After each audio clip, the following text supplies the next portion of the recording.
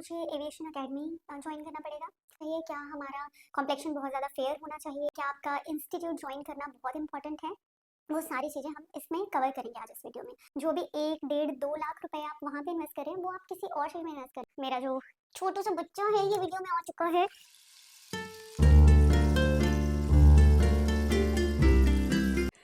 Hi, this is Karnav and आप सभी का मेरे चैनल पे बहुत बहुत स्वागत है। और आज जिस टॉपिक पे मैं बात करने वाली हूँ वो है aviation industry, cabin crew.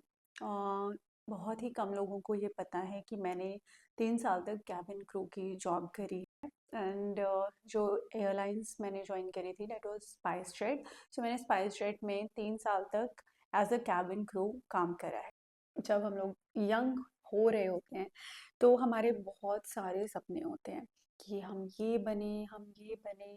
And तब हमारा माइंड एक पर्टिकुलर चीज में शायद मतलब एक हमने सोचा नहीं होता कि हम इसी फील्ड में जाएंगे। बट आई थिंक कुछ लोगों का विजन होता है कि हमें इसी फील्ड में जाना है, हमें यही करना है। बट मेरा एज सच कोई विजन नहीं था कि मुझे कैबिन क्रू बनना है या इस फील्ड में ही मुझे जाना है। जो स्मॉल टाउन बच्चे हैं, स्मॉल टाउन गर्ल्स हैं, उनको काफ़ी सारी रेस्ट्रिक्शंस होती हैं कि आप ये मत करो, वो मत करो, ऐसे नहीं करो, ऐसे नहीं करो। शायद जो लोग बिग सिटीज़ में रहते हैं वो ये बात नहीं समझ पाएंगे, बट जो लोग छोटे टाउन्स में या गांव में रहते हैं वो मेरी बात से ज़्यादा रिलेट कर पाएंगे, क्योंकि मैं भी एक छोटे से टाउन से बिलोंग करती हूँ, पंजाब से, जिसमें कि बहुत सारी चीज़ें थी जो अलाउड नहीं थी करना। बट विद टाइम मेरे जो पेरेंट्स थे, उन्होंने उनका माइंड चेंज हुआ कि नहीं, अब जनरेशन गैप वो लोग समझने लग गए कि यस ये चीज़ है, ये चीज़ है। But I think I was very lucky कि बहुत सारी चीज़ों में कि मुझे ऐसे पेरेंट्स मिले जो समझते थे। आज भी अगर मैं बात करूं पंजाब में या कहीं भी बात करूं छोटे शहरों में कुछ जगहों पे, तो आई थिंक लोगों के जो पेरेंट्स हैं, खास करके लड़कियों के जो पेरेंट्स हैं, वो बहुत सारी रिस्ट्रिक्शंस डालते हैं बच्चों पे कि ये नहीं करो, वो नहीं करो। बट नहीं करनी चाहिए वो, क्योंकि जो बच्चे का मन है अगर वो वही बने, उसी फील्ड में जाए, तो वो ज़्यादा अच्छा रहेगा। बच्चा भी खुश रहेगा और आई एम श्योर पेरेंट्स बहुत ज़्यादा खुश रहेंगे। So now let's get into the topic जिस पे हम लोग बात करने वाले हैं। सबसे जो पहली चीज़ है, जो भी बच्चे हैं जो कैबिन क्रू बनना चाहते हैं, जो एविएशन इंडस्ट्री में जाना चाहते हैं, और ख़ास करके जो स्मॉल टाउन से बिलोंग करते हैं, क्योंकि जो छोटे शहरों के लोग होते हैं उनको ज़्यादा नॉलेज नहीं है कि हमें कैसे इस फील्ड में जाना है, कैसे करना है। वो सारी चीज़ें मैं आज बताने वाली हूँ कि आप स्टेप्स क्या होते हैं, कैसे आपको क्या करना है, क्या आपका इंस्टीट्यूट ज्वाइन करना बहुत इम्पोर्टेंट है। वो सारी चीज़ें हम इसमें कवर करेंगे आज इस वीडियो में। फर्स्ट ऑफ ऑल, अगर आप कैबिन क्रू बनना चाहते हैं तो सबसे जो फर्स्ट पॉइंट है दैट इज़ क्वालिफिकेशन, कि आपकी क्वालिफिकेशन जो है वो क्या है। Qualification should be 10+2। अगर आपकी 12th क्लियर है then you are eligible to appear as a candidate in the interview. Second point है दैट इज़ लुक्स। हम जब भी कैबिन क्रू बनने के लिए जाते हैं तो हम ये सोचते हैं कि हम बहुत ज़्यादा खूबसूरत होने चाहिए, या हमारा कॉम्प्लेक्शन बहुत ज़्यादा फेयर होना चाहिए, या लुक्स कैसी होनी चाहिए। लुक्स से मतलब ये है that you should look presentable, कि आप प्रेजेंटेबल लगो। एंड वो सारी चीज़ों पे आप वर्क कर सकते हो। ओके, सो लुक्स में 3 चीज़ें आती। First thing is you should look presentable, and the second thing is height, and the third thing is weight. Height का जो क्राइटेरिया है वो सभी एयरलाइंस में डिफरेंट डिफरेंट है। Let's talk about SpiceJet. I think SpiceJet में 155 centimetre is the height for females, and males के लिए अलग क्राइटेरिया है। सभी जो भी आप जिस भी एयरलाइन में जाओगे उन सबका डिफरेंट क्राइटेरिया होगा हाइट को लेके। हाइट का क्राइटेरिया क्यों होता है ये मैं आपको जब वीडियो बनाऊंगी, लाइक इंटरव्यू का जो क्लियरेंस होगा, नेक्स्ट जो वीडियो होगी उसमें सारी चीज़ें मैं डिटेल में बताऊंगी। And next thing is weight. So weight आपका क्यों ज़रूरी है? Weight is BMI, that is body mass index, उसके हिसाब से होना चाहिए. लेट्स से आपकी हाइट है 5'3", तो उसका जो BMI के अकॉर्डिंग वेट है आपका वो उतने में ही होना चाहिए. या फिजिकल अपीयरेंस में एक और चीज़ है which is very important, that is your skin. Skin आपकी जो है दैट शुड बी क्लियर, वो क्लियर होनी चाहिए. और आपकी स्किन पे, क्लियर का मतलब है कोई भी विजिबल स्कार्स नहीं होने चाहिए आपकी स्किन पे, first thing. And second thing is आपकी स्किन पे कोई भी विजिबल टैटूज नहीं होने चाहिए. एंड अगर आपके कोई टैटू है जो आप कंसील कर सकते हो, so that is well and good, आप कंसील करके ही जाएं. बट कुछ जो एयरलाइंस होती हैं वो बहुत ज़्यादा स्ट्रिक्ट हैं, वो टैटूज अगर आपके हैं तो वो आपको नहीं लेंगी. अदरवाइज टैटूज अवॉइड ही करें. बट इन केस अगर है तो उसको कंसील करके जाएं. एंड दूसरी जो चीज़ है वो है आपकी स्माइल. स्माइल आपकी सुंदर होनी चाहिए. और टीथ जो है दैट इज, स्माइल सुंदर से मतलब है कि टीथ आपके अलाइंड होने चाहिए. और वैसे मैंने जब इंटरव्यू दिया था तो मेरे टीथ कंप्लीटली अलाइंड नहीं थे. मैं अभी भी इनविजिलाइन जो है ब्रेसेस मैंने बहुत लेट यूज़ करा, स्टार्ट करा मतलब करना क्योंकि मेरे बजट से बहुत बाहर जा रहा था वो उस टाइम पे. तो आपके जो टीथ हैं वो सुंदर दिखने चाहिए. बेसिकली थोड़े बहुत अनअलाइंड चल जाते हैं, बट सब लाइक कौन सी एयरलाइन का क्या क्राइटेरिया है टीथ को लेके वो उनको मतलब सबका डिफरेंट है. तो बहुत सारी जो इंटरनेशनल एयरलाइंस है उसमें तो आपके टीथ जो है वो प्रॉपर आपका अलाइंड ही होने चाहिए. एंड सो नेक्स्ट थिंग है that is I site. I site आपकी 6x6 होने चाहिए आपके विजन. ग्लासेस जो हैं वो कुछ एयरलाइंस में अलाउड हैं और कुछ एयरलाइंस में अलाउड नहीं है. तो आप जिस भी एयरलाइन में इंटरव्यू देने के लिए जाएं उसमें आप चेक करके जाएं कि ग्लासेस अलाउड हैं या नहीं है. अगर ग्लासेस अलाउड नहीं है then you can wear contact lenses, that is not a problem at all. और ये है आपका जो लुक्स, जो फिजिकल अपीयरेंस है आपकी जो कैसी होनी चाहिए, ये आपका पार्ट हो गया अलग.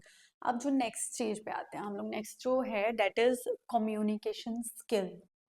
कम्युनिकेशन स्किल आपकी कैसी होनी चाहिए? दैट शुड बी एक्सलेंट, बहुत अच्छी होनी चाहिए. आप उस पर वर्क करें. अगर आपकी कम्युनिकेशन स्किल्स वीक हैं या कुछ भी है, आप बात करते हुए कॉन्फिडेंट होने चाहिए. और आपके जो आप बात कर रहे हैं वो बिल्कुल क्लियर होनी चाहिए. So these are the things जो आपको इंटरव्यू लेते वक्त भी इंटरव्यूअर चेक करेगा कि आप कितने कॉन्फिडेंट हैं, आप किस तरीके से बात कर रहे हैं, एंड आपके कम्युनिकेशन स्किल्स कैसे हैं. ओके.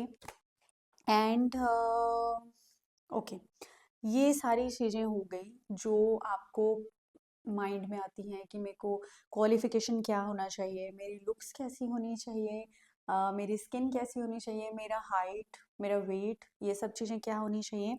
एंड कम्युनिकेशन स्किल आपकी कैसी होनी चाहिए. ये सारी चीज़ें एक पार्ट हो गया. जो सबसे इम्पॉर्टेंट पार्ट जो आपके माइंड में आता है जो वो ये है कि should I join aviation academy to be a cabin crew, या करनी चाहिए, या इसमें इस पे हम अब बात करेंगे. मैं मेरा ये वीडियो बनाने का जो मेन मकसद है, जो मेन टॉपिक है वो ये है कि एविएशन अकेडमी मुझे कोई ज्वाइन करना है या नहीं करना है अगर मैं कैबिन क्रू बनना चाहती हूँ या चाहता हूँ. ओके. सो इसका आंसर है कि एकेडमी ज्वाइन करना ज़रूरी नहीं है. मोस्ट ऑफ द एयरलाइंस में आपको एकेडमी ज्वाइन नहीं करना है. जब मैंने स्टार्ट करा था वर्क करना तो उस टाइम पे स्पाइस जो था वो वॉक इन इंटरव्यूज़ ले रहा था. वॉक इन इंटरव्यूज़ के थ्रू बच्चे हायर कर रहे थे वो लोग. बट अभी क्या हो गया है, आई थिंक अभी उन्होंने एक अकेडमी, इट्स बिन 2 और 3 years, 2-3 साल से वो लोग अपना अकेडमी चला रहे हैं स्पाइस जेट एयरलाइंस का. तो जो बच्चे उस अकेडमी में पढ़ाई कर रहे हैं एविएशन की वो उन्हीं को ले रहे हैं कि आई थिंक उन्होंने वॉक इन इंटरव्यूज जो अब बंद कर रखे हैं, I am not sure about it, लेकिन अगर कोई वॉक इन इंटरव्यूज हैं तो आप उनकी वेबसाइट पे चेक कर सकते हैं। आप किसी भी एयरलाइन के जब भी वॉक इन इंटरव्यूज आते हैं तो उनकी वेबसाइट पे अवेलेबल होती है वो इन्फॉर्मेशन। बट जैसा मुझे सुनने में आया था, जो मेरे ऑलरेडी फ्रेंड्स वर्क कर रहे हैं स्पाइस में, तब 2 साल पहले, मतलब with in last 2-3 years they were not hiring walk-in candidates। जब भी आप कोई एविएशन अकेडमी ज्वाइन करेंगे तो वो आपसे 1 लाख या 2 लाख या जितना भी अमाउंट उनका होगा वो चार्ज करेंगे एक ही बार में। तो वो आपको बोलेंगे कि वो आपको हायर करेंगे, पर उसमें भी कोई श्योरिटी नहीं है कि वो आपको हायर करेंगे ही करेंगे, क्योंकि आपको कुछ जो उनका क्राइटेरिया है वो तो क्लियर करना ही पड़ेगा। आप अगर आपको जो बेसिक ट्रेनिंग है वो क्लियर करनी ही पड़ेगी कैबिन क्रू बनने के लिए। So that's it. अभी क्या है कि उस टाइम पे जो पहले था, फ्रैंकफिन नाम का इंस्टीट्यूट था, जो कि सबको ही पता है एविएशन का कैबिन क्रू के लिए। तो फ्रैंकफिन का टाई अप होता था कंपनीज के साथ। फ्रैंकफिन अपने जो बच्चे थे, कुछ उनके बच्चे जो थे सिलेक्टेड, जो बहुत अच्छे थे, मतलब पढ़ाई में भी जो थोड़े से इंटेलिजेंट हों और प्रेजेंटेबल दिखते हों, उनको जो एविएशन वाले थे, कंपनीज वाले थे, जो लाइक स्पाइस जेट हो गया या डिफरेंट कोई एयर एशिया या वट एवर, जिनके साथ भी उनका टाई अप था, वो आते थे और बच्चे सिलेक्ट करके वो उनको हायर करते थे। बट ये प्रोसीजर ये था कि वो सारे बच्चे जो अकेडमी के थे वो सब बच्चों को हायर नहीं कर रहे हैं। कुछ जो सिलेक्टेड बच्चे थे, वो 4-5 उनको उठा के वो क्रू बनाते थे। क्यों बनाते थे? क्योंकि उन बच्चों में कुछ उनको एलिजिबिलिटी लगती थी कि हाँ, ये बच्चे कर सकते हैं। लेकिन अब क्योंकि अगर उनकी कंपनी का खुद का इंस्टीट्यूट है तो वो सारे बच्चों को ही मे बी वो सब बच्चों को लेंगे, बट वो तब तक नहीं क्लियर होगा जब तक आप सॉरी ट्रेनिंग क्लियर नहीं करोगे। So training is not at all easy. So training बहुत मुश्किल होती है, उस पर मैं एक अलग से वीडियो बना दूंगी। तो जो सवाल है वो ये है कि आपको एविएशन अकेडमी ज्वाइन करनी है या नहीं। सो आपको एविएशन अकेडमी ज्वाइन करने की ज़रूरत नहीं है, क्योंकि बहुत सारी एयरलाइंस और भी हैं जिसमें आप बहुत अच्छा कमा सकते हो, और जो भी इंटरनेशनल एयरलाइंस हैं वो हमेशा वॉक इन इंटरव्यूज ही लेती हैं। So if you talk about Qatar Airways, if you talk about any international airlines, they will hire you as a walk-in candidate only। आप walk-in clear करोगे, उसके बाद ही आपके नेक्स्ट जो है ट्रेनिंग स्टार्ट होगी। सो इसका जवाब क्लियरली ये है कि ये ज्वाइन नहीं करना है। अब और चीज़ है कि ज्वाइन करना नहीं चाहिए, ये मेरा एक पर्सनल ओपिनियन है। बट जो बच्चे करना चाहते हैं, अगर आप बिल्कुल ही आपको कुछ नहीं आता है, आपकी कम्युनिकेशन स्किल्स बिल्कुल ज़ीरो है, आपका बहुत सारी चीज़ें हैं जो आपको बिल्कुल ही नहीं पता है कुछ भी, तब आप कोई अकेडमी ज्वाइन कर सकते हैं वो चीज़ जानने के लिए। इसके अलावा मैं एक स्टोरी सुनाना चाहूँगी कि फ्रैंकफिन जो कंपनी है, सो फ्रैंकफिन में मेरी एक फ्रेंड थी जो जिसका वेट बहुत ज़्यादा था, ओवरवेट थी वो बहुत ज़्यादा, और उनकी हाइट भी जो थी वो क्राइटेरिया के अकॉर्डिंग नहीं। That was very much clear कि उनका नहीं हो पाएगा किसी भी एयरलाइन में, क्योंकि उनकी जो हाइट का क्राइटेरिया था, जो सबसे मिनिमम क्राइटेरिया होता है, वो भी क्लियर नहीं कर पा रही थी। लेकिन फ्रैंकफिन वालों ने क्या करा, उनको ये बोल के कि हो जाएगा, आप अपना वेट जो है वो लूज़ कर लीजिएगा and then you will, I think weight का भी नहीं बोला था कुछ भी, ऐसे ही उन्होंने ले लिया अकेडमी में, फ्रैंकफिन जो अकेडमी है फ्रैंकफिन में। सो वो आज तक कैबिन क्रू नहीं बन पाई हैं, क्योंकि उनका जो क्राइटेरिया था वो मैच नहीं करता था। जो बेसिक चीज़ें हैं वो आपकी मैच करनी चाहिए, जो तभी आप सोच सकते हैं कि आप वो बनने के लिए वो जा सकते हैं। अदरवाइज आप किसी भी इंस्टीट्यूट में अपने पैसे वेस्ट नहीं करें। जो भी 1, 1.5, 2 लाख रुपए आप वहाँ पे इन्वेस्ट कर रहे हैं, वो आप किसी और चीज़ में इन्वेस्ट करें, क्योंकि ये जो चीज़ें होती हैं कुछ लाइक आप आर्मी ज्वाइन करने जा रहे हैं, आप कोई पुलिस में ज्वाइन होने के लिए जा रहे हैं, कुछ जो चीज़ें हैं वो ऑलरेडी उनका ऑलरेडी क्राइटेरिया है कि ये चीज़ जो है ये ज़रूरी है, इसके बाद ही कुछ और हो पाएगा। तो अगर वो चीज़ आप में नहीं है तो आप उसके लिए पैसे वेस्ट नहीं करें तो ही अच्छा है, क्योंकि कंपनीज जो हैं वो सिर्फ इसीलिए बैठी हैं कि वो आपसे कमाएं। ठीक है, वो आपसे किस तरीके से पैसा जो है वो ले, उनको तो उस चीज़ से कोई मतलब नहीं है कि आपकी हायरिंग होगी या नहीं होगी। अगर उनको पैसा मिल गया, उन्होंने अपना पैसा ले लिया है, और उनका कुछ भी श्योरिटी नहीं होती है फ्रैंकफिन में कि वो आपको सिलेक्ट करवाएंगे, क्योंकि वो उनके हाथ में भी नहीं होता है। सो ये जो सारी चीज़ें थी ये पहले मैं 2-3 साल पहले की बात कर रही हूँ, ये सारी चीज़ें थी। और अगर आप अब भी इस टाइम पे भी ज्वाइन करना चाहते हैं फ्रैंकफिन इंस्टीट्यूट या कोई भी और इंस्टीट्यूट, तो मैं किसी भी इंस्टीट्यूट की बुराई नहीं कर रही हूँ, बट आप अपनी क्वेरीज जो है वो क्लियर करें वहाँ पे जाके कि क्या मेरी सिलेक्शन होगी, कि मतलब वो आपको श्योरिटी दे रहे हैं कि आप क्लियर करवाओगे इंटरव्यू, वो होगा ही होगा। ये सारी चीज़ें जो क्वेश्चन है बेसिक, वो आप उनसे ज़रूर पूछें। ये नहीं है कि आप जाके पैसे दे दें एंड आप ज्वाइन कर लो बिना मतलब के, तो वो चीज़ वर्क नहीं करती है। ये सारी चीज़ों का आपको खुद जो है ध्यान रखना पड़ेगा और दिमाग से सोचना पड़ेगा। Okay, so this was it कि कैबिन क्रू बनने के टाइम पे आपके माइंड पे सॉरी आपके माइंड में क्या क्वेश्चन आते हैं, तो ये सारे वो क्वेश्चन थे एंड आई एम सॉरी अभी मेरा जो छोटू सा बच्चा है ये वीडियो में आ चुका है। बिग्गी बिग्गी, तो आई जस्ट गेट बैक। तो मेरे माइंड में जितने क्वेश्चंस आए थे मैंने उसके ऊपर वीडियो बना के ये सारा कुछ डाल दिया है। तो अगर आपको कुछ और क्वेश्चंस हैं, आपको कुछ पूछना है, तो आप कमेंट्स में लिख सकते हैं। जो भी आपकी क्वेरीज होंगी मैं सारे ही जवाब देने की कोशिश करूंगी आपको।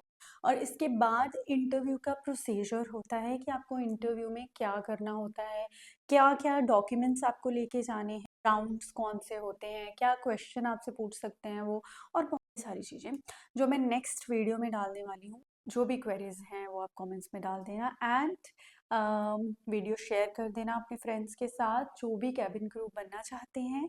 एंड अगर आपको वीडियो अच्छी लगी है तो मेरा चैनल सब्सक्राइब कर लेना, लाइक कर देना वीडियोस एंड बहुत सारा प्यार आपको।